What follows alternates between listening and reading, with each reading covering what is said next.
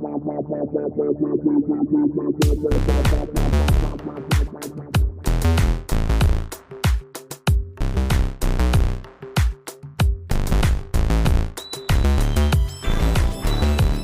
to you from the dining room table at East Barbary Lane, welcome to another special episode of Full Circle, the podcast.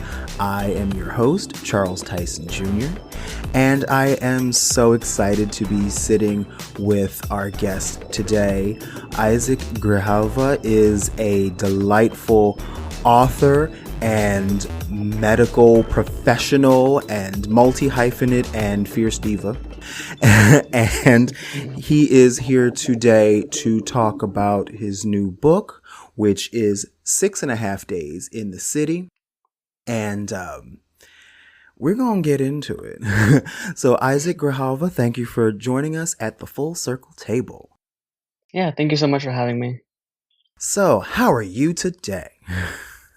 I'm doing good so far. I actually just recently was in a car accident, so I'm a little sore from that. Oh no. But other than that, I'm recovering pretty well. Well, that's no good. Speedy recovery. Yeah. You only get one of those bodies. You need to take care Absolutely. of it. Well, then I'm extra glad that you're here with us today.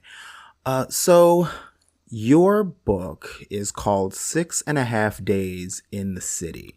The city, of course, being New York. Let's just jump off with it. Why don't you tell us what the book is about?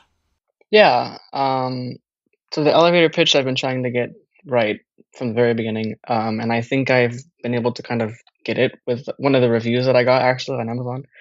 I love that they kind of made it so succinct. It's basically a story about a young bi man who discovers what he's looking for in life while he's on vacation.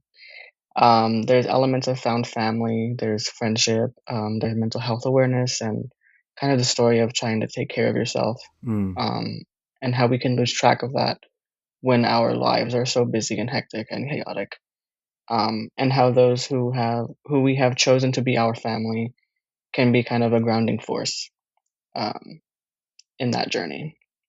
Okay, that sounds accurate. Now, I noticed that the main character, Cameron, and you share the same profession, the medical profession. Yes.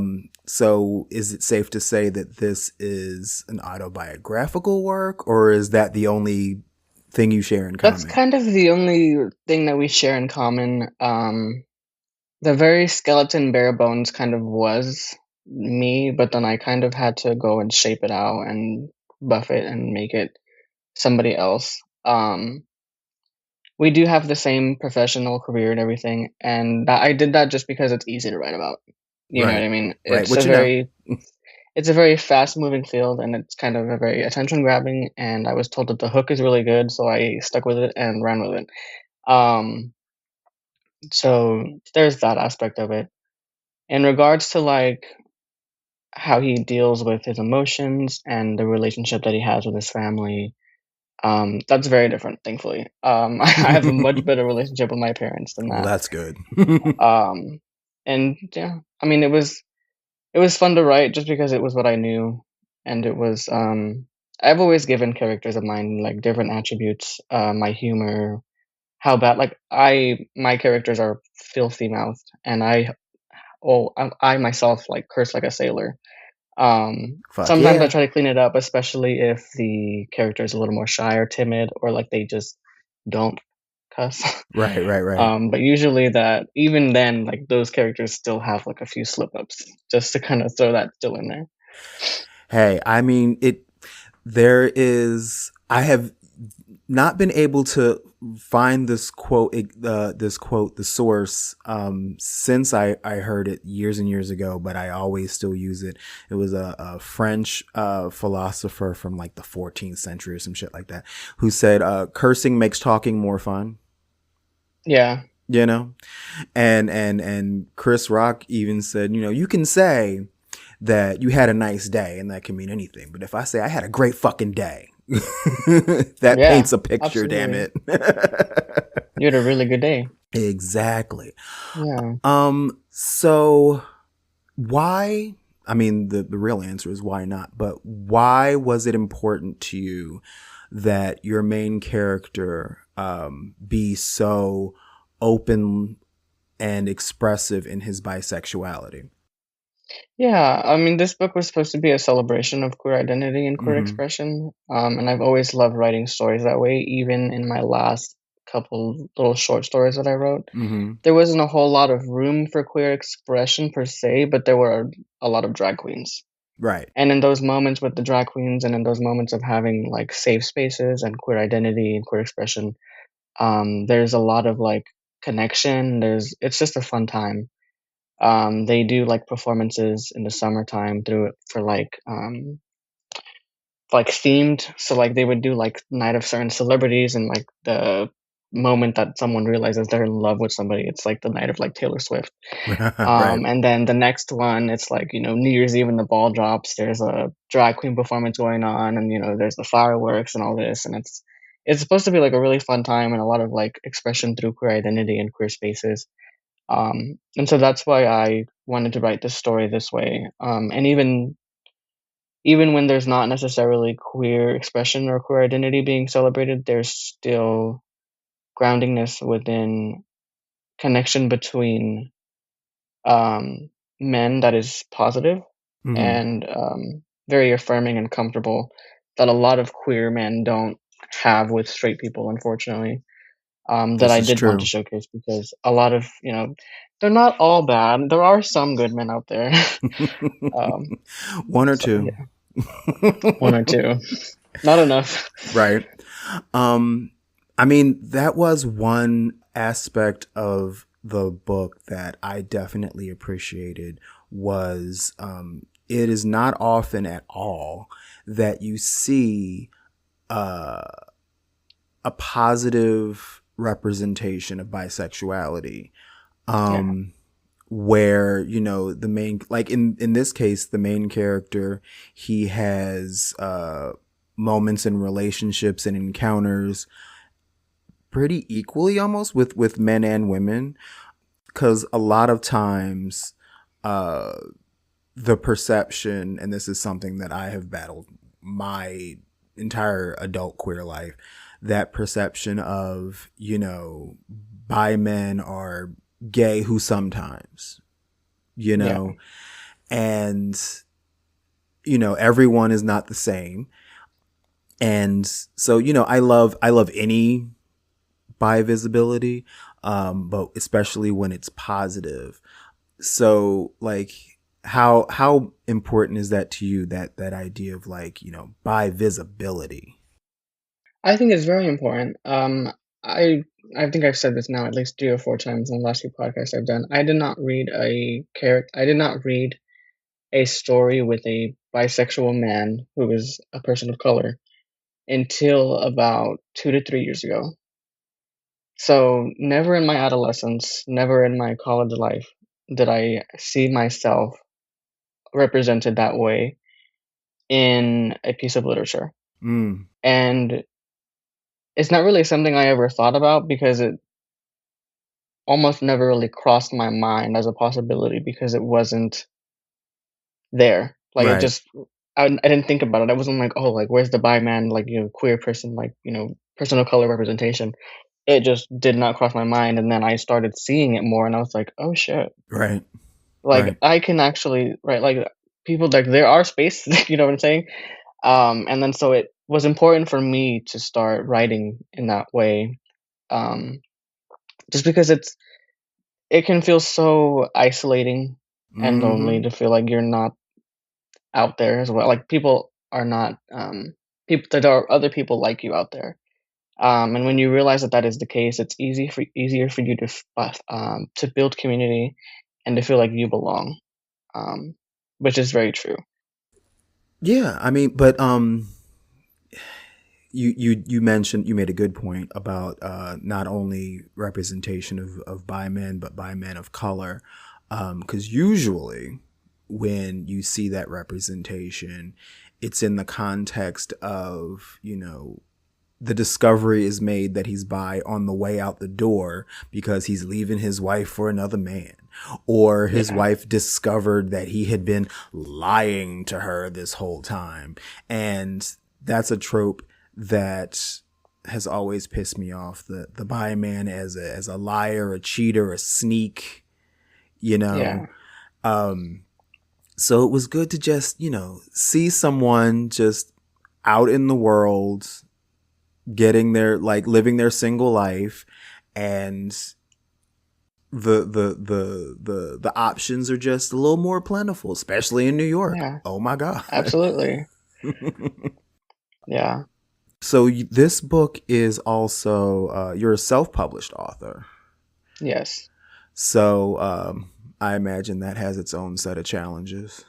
Absolutely. I think it's nice just because I'm in full control. I didn't design it, but I have say over the cover design. I have say over when it gets released and how it's formatted and all that. I have full creative expression, full rights to everything. Um, the thing that sucks is the marketing. Like, I will say that's probably most the hardest thing to do, the most tiring thing to do. Um, Trying to stay creative and relevant and not, have algorithms think you're just posting the same video over and over again. Um, Right. it's a little tricky. Um, Fortunately, I was able to. I had a I have a steady income and steady job, so, like, I was able to, hire a publicist, who originally reached out to you. I had the ability to actually hire people to help me edit and hire people to help me get the cover designed, etcetera. That was probably the biggest barrier that I had when I was younger, obviously, because I was in school and wasn't working and I was a little Right. kid. Um, and then the traditional publishing route just takes so long. And, you can try to query agents for years, and then even if you find an agent, that's just the first step of more waiting. Right. Because Hurry they up and have to wait. pitch your book to they have to pitch your book to publishers, and then it goes on sub, and then even if the publisher wants to do your book, do you have somebody who wants to edit you, etc. So Mm-hmm. I'm like, I don't want to wait that long, and I find myself in a nice little situation where I have enough free time to do stuff like write and be a little more expressive. Um, because in the coming year, I'll be applying to medical school, and the next two starting, and so that process is just gonna speed by. Mm-hmm. And so I'm not gonna have time to sit there and, like, query agents on my time off. Like, I'm gonna need to be studying, relaxing, and, like, not trying to worry about making income some other way. You know what I mean? So it it was almost the perfect time, to get the book out there, and so I was like, "Fuck it, I might as well." I am 26 and I'm still young and I've wanted to do this forever, and now's the perfect time. And this is a short book and it's not gonna take that long to edit, and, it's, you know, uh, space friendly. It doesn't take Right. up a whole lot of room. Printing cost isn't very high, so it was very ideal. Yeah, when I got the book in my hand, I was like, oh, we're going to get through this bad boy. Yeah. Like, you could have had another half a day, 7 days in the city. Right. No. But yeah, I can imagine doing anything yourself is going to be a pain in the ass. Like, I know this as a fellow creative, but at the same time, from when I've spoken to other authors, like, you're bypassing the whole headache of, is the book too queer? Yeah, exactly. Why does he have to do this? Why does he have to do this so many times? Right. Yeah.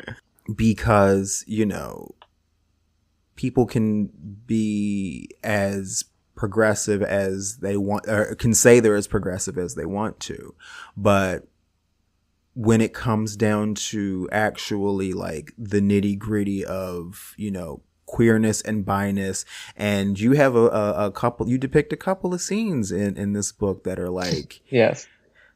I'm not going to go as far as to say well, no, it is kind of graphic actually, but Yeah. but not gratuitous, but real is where I Right. was going. Yeah. And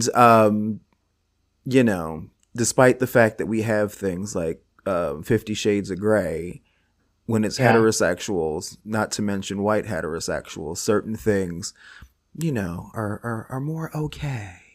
Yeah, exactly.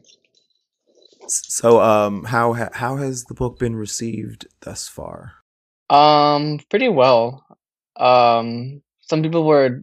I was surprised that a little people. Some people were disappointed that it wasn't me as the main character, and I was like, that'd be a little interesting.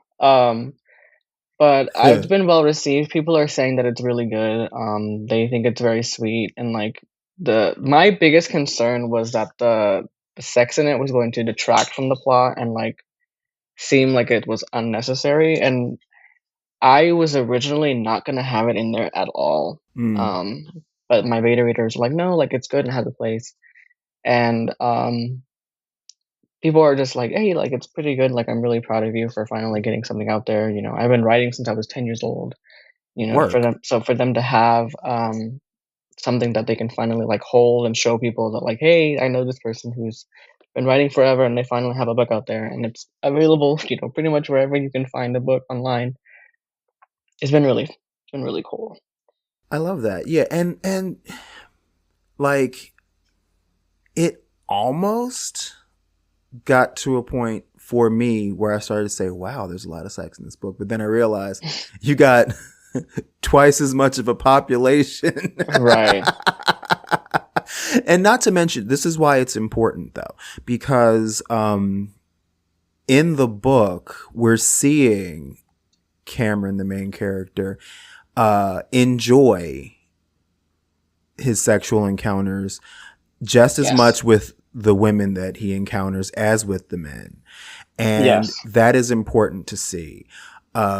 He's not faking the funk. He's not trying to get through it. He's not, you know what I'm saying? Yeah. So that was definitely appreciated Absolutely. because, again, there are so many, bi erasure is real, and it has long been one of my personal campaigns fighting bi erasure. So,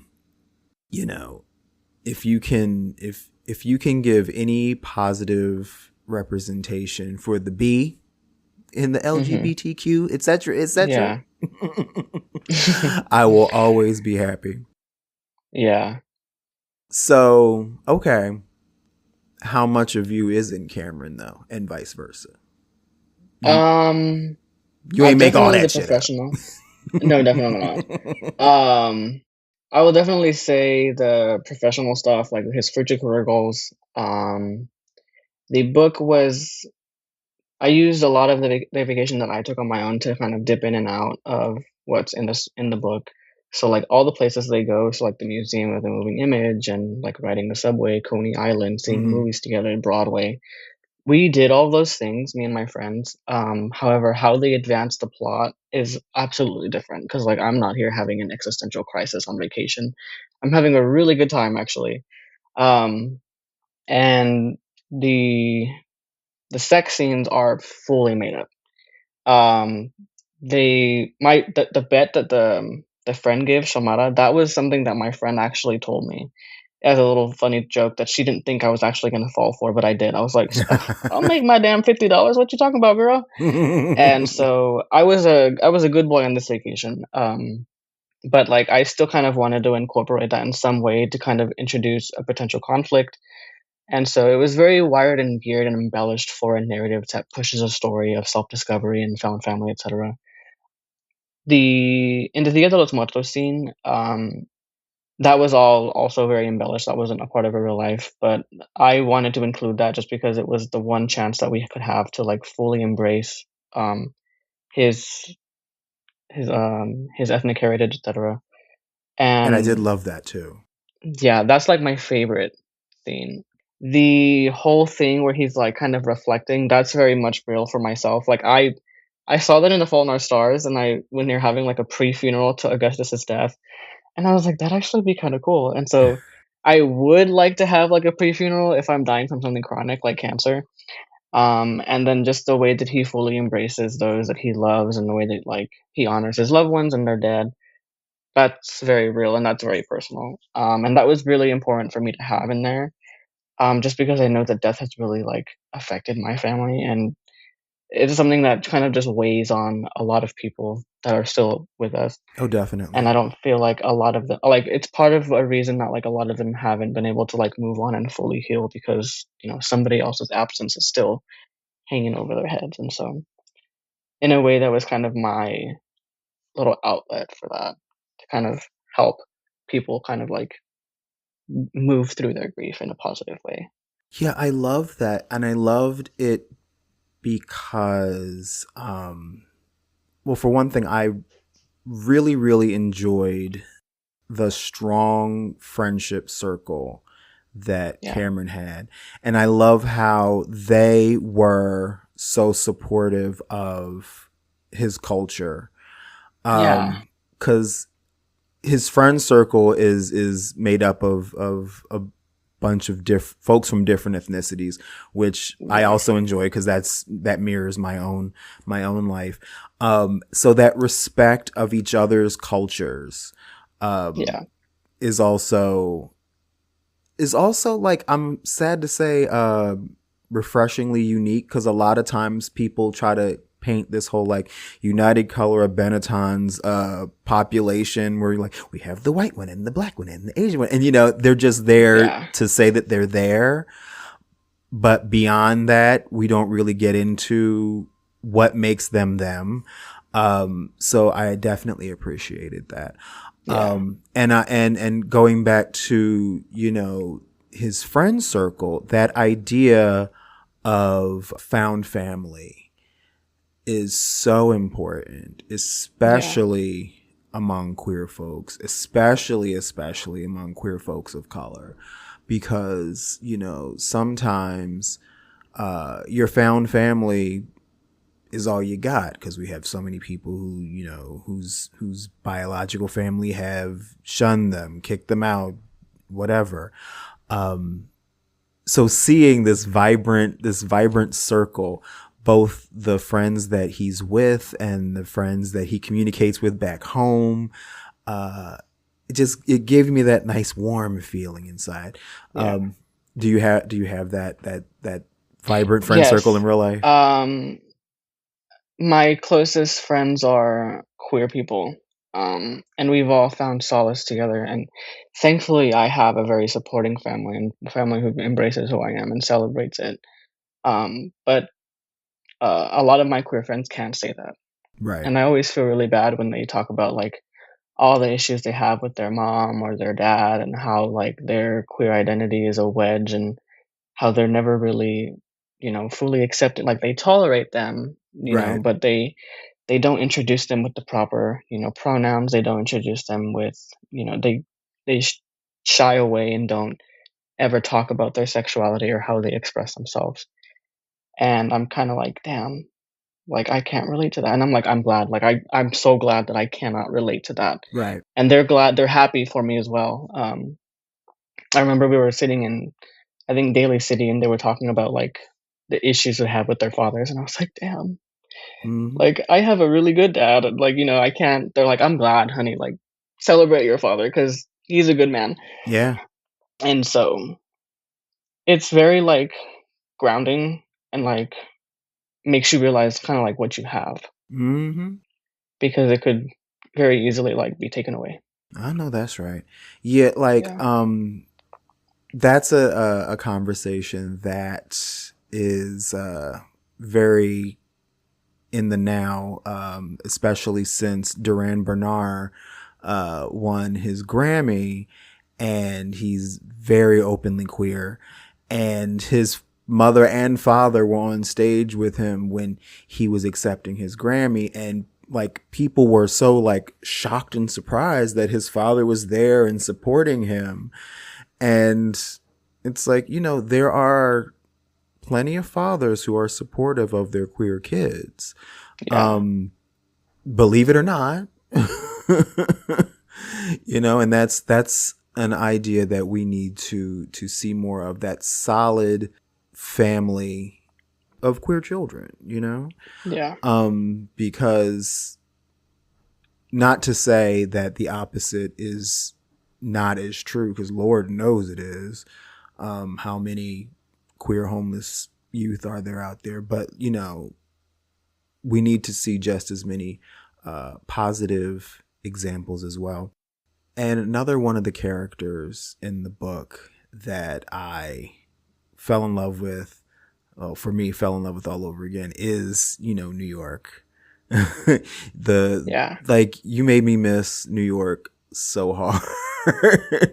And I'm like, I want to go there. I've never been there. Yeah. I Really? like the Museum of the Moving Image. Oh, okay, got you. I'm like, why have I never been there? Yeah. It Like, closes early. A lot of people miss it. okay. Yeah, there Yeah. was a bunch of places that you mentioned that I was like, there was no good reason why I haven't been there yet. Yeah. So is that do you have a real life relationship with New York? A love affair with New Oh, York like that? absolutely. Yeah, New York City was the first place that I ever went to, traveled on my own to, and it was very, freeing. It gave me plenty of time to reflect on my life and what I want, and it was far enough away from home to make me feel like I was, for at least momentarily, because I was in the middle of undergrad, um, free of responsibility and just able to be myself, and I get to I get to go to different places and see, beautiful sights, and, um, it was very nice to know that I could do this. Like, I Right. can be self-sufficient, and it was very, kind of just eye-opening. It was so surreal. I always wanted to go to New York City since I was a little kid, um, so being able to get there was like it was like I was asleep for, like, it felt like I was asleep and dreaming for, like, the first 2 to 3 days. Like, it was so crazy. Um, and then when I left for the first time, like, I was heartbroken. I wanted to go back, like, immediately, and I couldn't wait for the opportunity to go again, and then my friends actually moved to New York City from the Bay Area, and they're getting their masters and working together, and so I was like, "Oh, perfect, like, this is the perfect time for me to be able to go," and so it was just, and even then, when I went back last April, I was at a time where I was, uh, I don't know about soul searching, but kind of just moving past what I thought I was in paramedic school, Mm-hmm. and so that's how I have paramedic knowledge and knowledge of advanced life support, but I never went through that way because for me, it felt like a distraction from what I actually want to pursue. And so, as I'm there and I was talking to her and I was kind of having a lot of anxieties and just kind of hashing out everything, and right, our friendship is so grounding, and that's part of what I wanted to reflect in this book. And so we had, I mean, me and my friends just had a great time, and New York City became kind of like an anchor for us, a place Mm. that we can go back to and just be free and have, like a carefree time. Oh yeah. So yeah. It's hard to, like, if you spend any time in New York, be it a day or a week or etc., and you don't have a story that you can like bring up every now and again, Oh yeah. what is you Were you in doing? New York City? Right. Thank you. Like, you don't have to try. It was like, you just look around hard enough, something will happen. Yeah. um, I I appreciated the element of acknowledging the main character's mental health struggles as Mhm. well. Because again, that's something else that is not explored enough amongst people of color in general, men of color, and then queer men of color. So thank you for that. Absolutely. Because the struggle is real out here, you know? Yeah. Yeah, I wanted to really I've struggled myself with some depression, anxiety, and thankfully it never got to this stage. However, the first time that I did go to New York City, I kind of had a little bit of like a mini spiral in my own head. Just because my mother was at a time of her life where she was kind of just making excuses and not really trying to fully take her recovery, seriously. And I mean, it just sent me into like a whole headspin. I was in Prospect Park and like I had like a little like anxiety attack, and it was not a great time. But I recovered from that, and after that, I was like, "I should probably see a therapist," and I did, and I've been seeing a therapist ever since pretty regularly. Um, but it's when you start going through things like that, you don't wanna there's a lot of things that are going through your head, and you don't wanna be a burden on anybody, and you don't wanna Right. reach out, and so, especially when you've been hyper independent your whole life out of survival, Right. um, and so having all that going on, it can again be very isolating, and you feel like a freak, and you feel like you're a weirdo, and like nobody can relate to you, etc. But then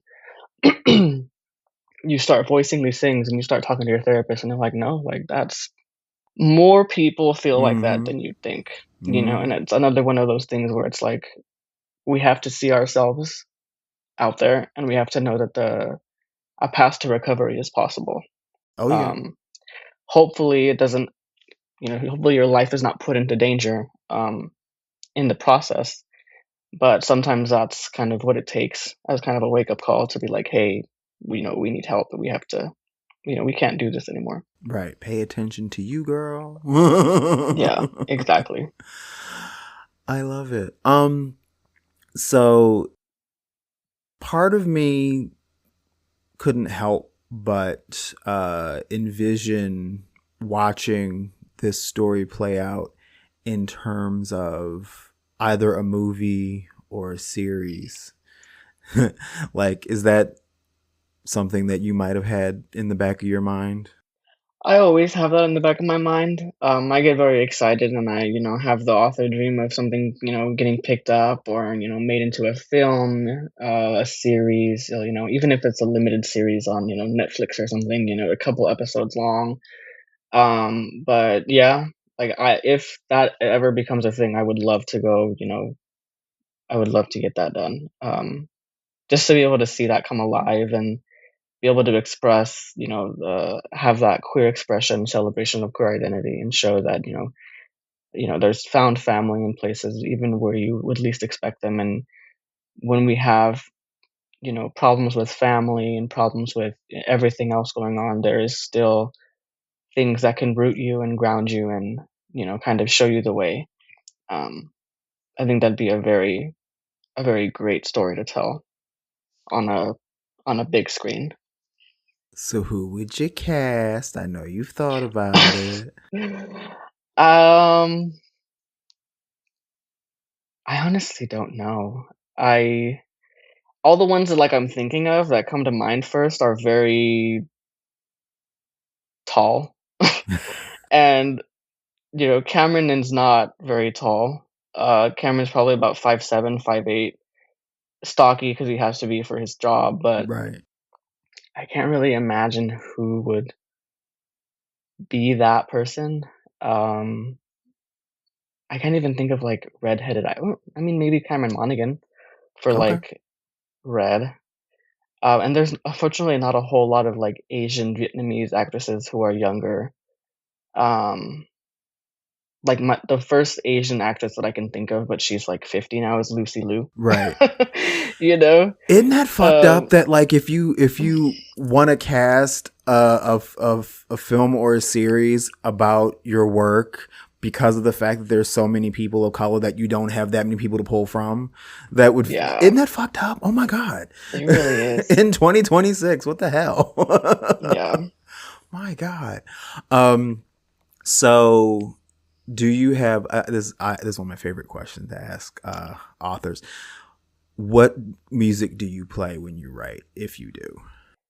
Yeah, so I kinda just go through my own, like, playlist, like songs, but for this particular book, this is the first one where I actually, like, crafted a playlist for, Mm. and it's very moody, it's very angsty, it's very, like, longing and, kind of just sad, and I remember I was telling my therapist, I was like I tried to get into the headspace to write for it, and then, like, once I'm out of it, I'm like, "Damn, my life really isn't that bad." Like, shit could be a lot worse than this, Right. and it made her laugh, but there's songs in there like, "Iris" by the Go-Go Dolls and Nice. "Pillow Talk" by Zayn, like and there's fun ones, "Naked in Manhattan" by Chappell Roan, and there's some Taylor Swift in there, so yeah, like, I feel like it was very catered towards that, some of them, like, I remember I was playing it on the way home from Santa Cruz, and my friend was like, how does this song relate?" Like, 'cause, she's read it, and she was like, "How does this song relate? How does that song relate?" And I've had to, like, sit there and kinda be like,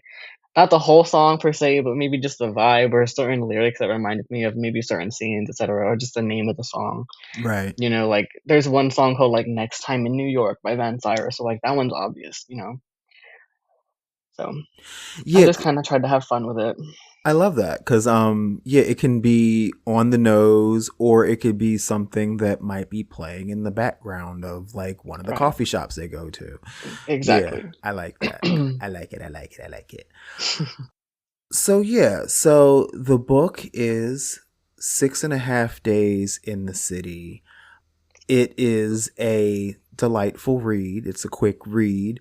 Um, it gives you a little window into the mind of this person and his life. So I definitely suggest that all of our listeners take the time to get a copy.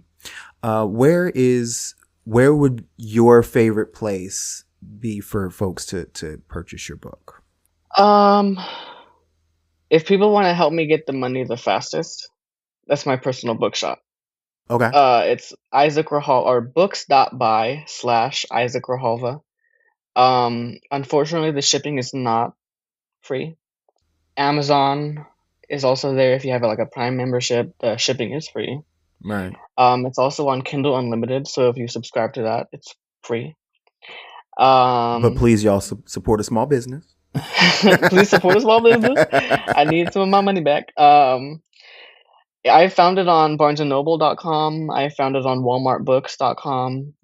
If you're buying from an online retailer, unfortunately, because of how it got, like, analyzed by Ingram Spark, it says large text edition. It's not large text. I'm still trying to work that bug out. But you can also get it off of TikTok Shop, Oh, okay. Isaac Grijalva Books. I sign those copies personally, and I try to get them out the same day that I, receive the order. And I live, like, down the street from the post office, so Work. it's Okay. not hard to do at all. I love it. So is it exclusively online sales for the book at this point?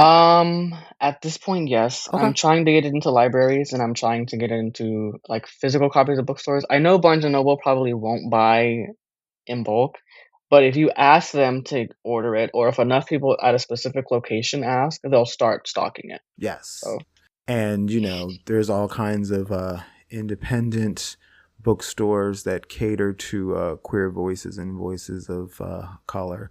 So, yeah. everyone out there, be a nudge. Ask your local book Yeah. retailer. That's the biggest way to get it out there, really. Like, it's one thing for me to ask, and they're like, "Oh, whatever, like, shoo, whatever." But if Right, right, people actually start asking, then they're like, "Oh shit, like, there's a market out there for it." right. So I'm going to put that information into the notes of this episode. Yeah. Isaac Grijalva, you have been a delight. I am so glad we finally got to sit and talk Yes. about your lovely book. Thank you so much for having me. It's been fun. Yeah, and I have a feeling this will not be the last time we sit and chat together. I hope not. Thank you very much. Thank you so much. Now you take care. You too. Full Circle is a Never Scared Productions podcast, hosted by Charles Tyson Jr. and Martha Madrigal, produced and edited by Never Scared, executive produced by Charles Tyson Jr. and Martha Madrigal. Our theme and music is by the Jingleberries. All names, pictures, music, audio, and video clips are registered trademarks and/or copyrights of their respective copyright holders.